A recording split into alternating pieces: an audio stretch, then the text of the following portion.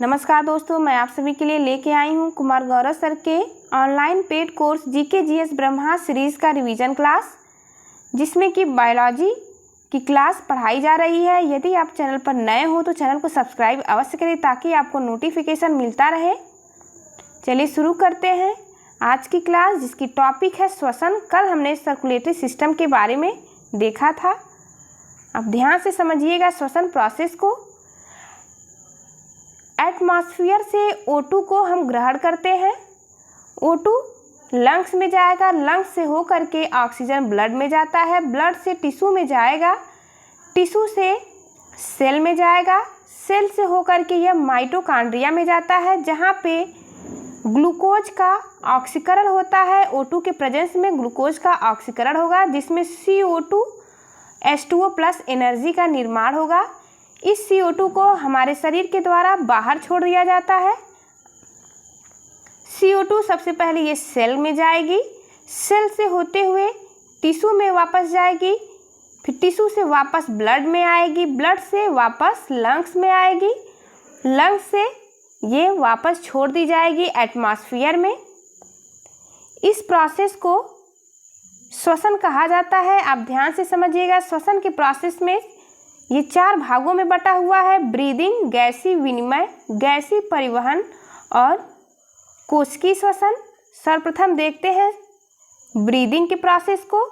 Atmosphere से O2 और CO2, O2 लेना और CO2 छोड़ना, इस प्रोसेस को ब्रीदिंग कहा जाता है। लंग्स से ब्लड तक O2 देना और CO2 को वापस छोड़ना गैसीय विनिमय कहलाता है।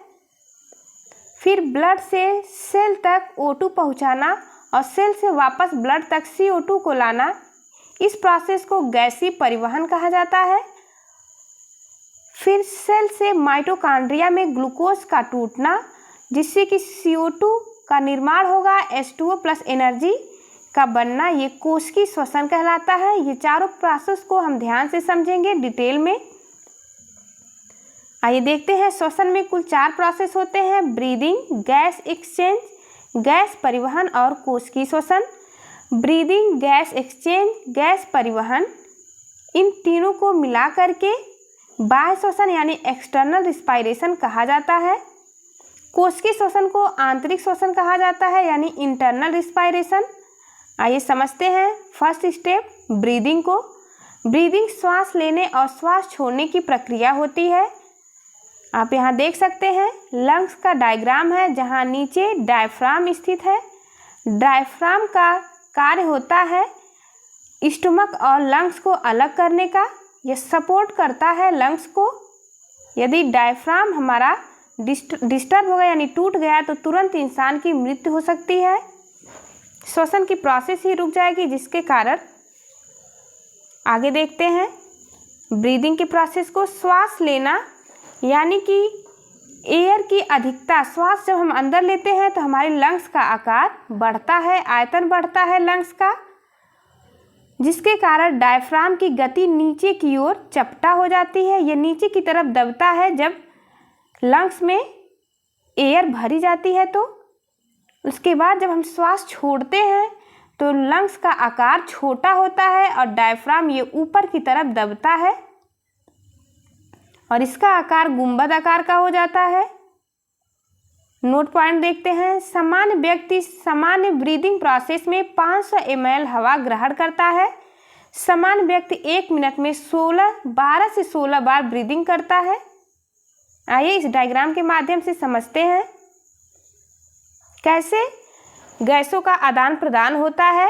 नोज से एयर अंदर प्रवेश करती है। ये एक साइड होती है श्वास नली, दूसरी साइड होती है फूड पाइप।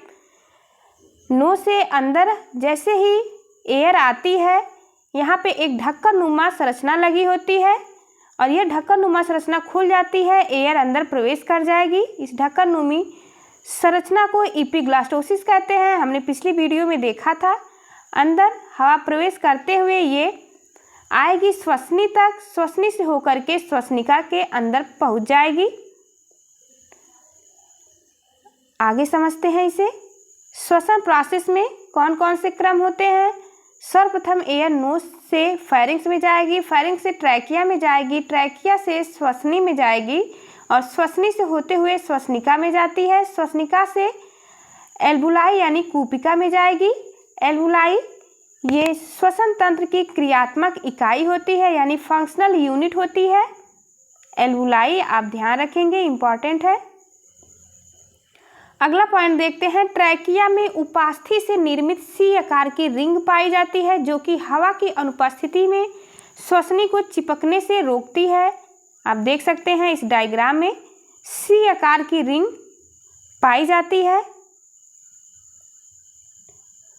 जिसके कारण यह चिपकने से रोकती है इसको। यदि ये चिपक जाएगा तो एयर पास नहीं कर पाएगी, जिसके कारण श्वसन प्रक्रिया रुकने से इंसान की मृत्यु भी हो सकती है। दूसरा स्टेप समझते हैं, गैसों का विनिमय। गैसों का विनिमय यानी कि ऑक्सीजन का अंदर आना, CO2 का बाहर छोड़ना, ये गैसों का विनिमय कहलाता है।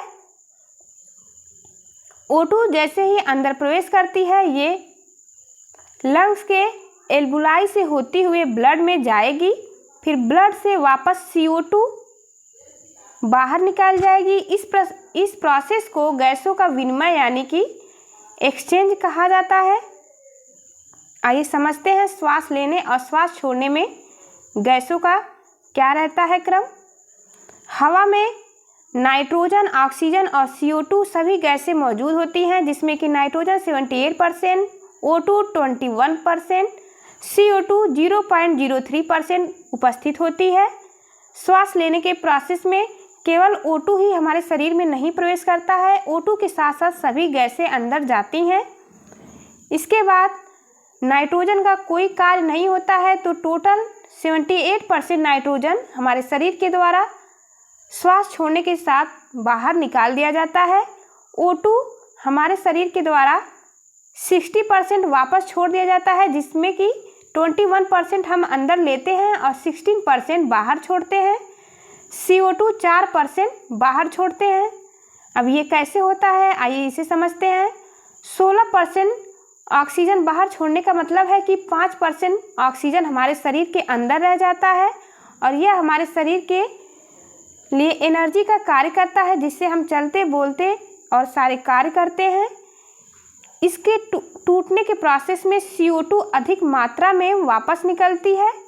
जैसा कि हम देख रहे हैं 0.03% हम CO2 ग्रहण करते हैं और जब छोड़ते हैं तो उसका परसेंटेज 4% हो जाता है।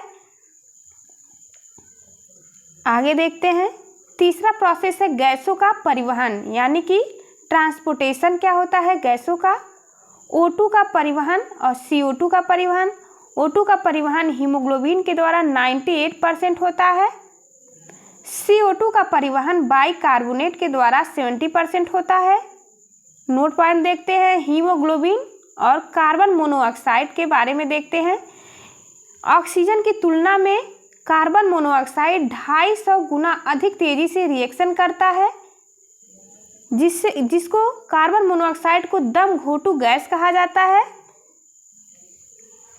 हीमोग्लोबिन से कार्बन मोनोऑक्साइड मिलकर के कार्बोक्सी हीमोग्लोबिन बनाता है, जिसके कारण इंसान की दम घुटने से मौत हो जाती है। यदि बंद कमरे में अंगीठी जलाई जाती है तो इंसान की दम घुटने से मौत हो सकती है, इसलिए ये मना किया जाता है। चौथा देखते हैं कोश की श्वसन को।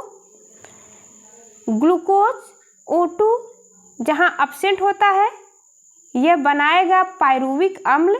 इस प्रोसेस को कहेंगे ग्लाइकोलाइसिस, यानी ग्लूकोज से पायरुविक अम्ल बनने के प्रोसेस को ग्लाइकोलाइसिस कहते हैं।